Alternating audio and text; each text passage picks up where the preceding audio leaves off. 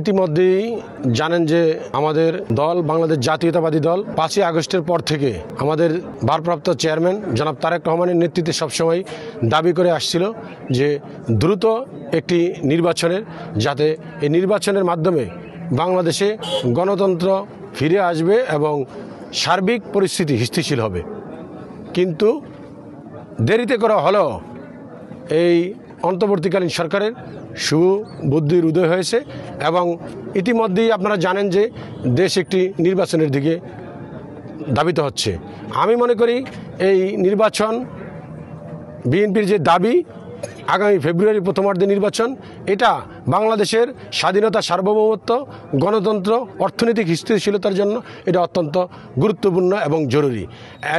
আমি মনে করি যে আগামী ফেব্রুয়ারি নির্বাচন হবে বলে আমি আশাবাদ ব্যক্ত করি। আর যে সমস্ত গণতন্ত্রকামী দল রয়েছে তারা এই নির্বাচনে অংশগ্রহণ করে বাংলাদেশকে একটি স্থিতিশীল রাষ্ট্রের দিকে নিয়ে যাবে, গণতন্ত্র প্রতিষ্ঠায় অগ্রণী ভূমিকা পালন করবে। এক্ষেত্রে আমরা এখন দেখতে পাচ্ছি কিছু কিছু দল যারা পূর্বে বলছিল 5ই আগস্টের পরে সংস্কারের নাম করে সময় ক্ষেপণ করতে চেয়েছিল, এখন তারা আবার পিআর পদ্ধতি, নানান ধরনের বক্তব্য দিয়ে নির্বাচনকে পেছানোর চেষ্টা করছে। কিন্তু আমি মনে করি বাংলাদেশের 18 কোটি মানুষ এখন মুখিয়ে আছে নির্বাচনের জন্য। নির্বাচন অত্যন্ত জরুরি।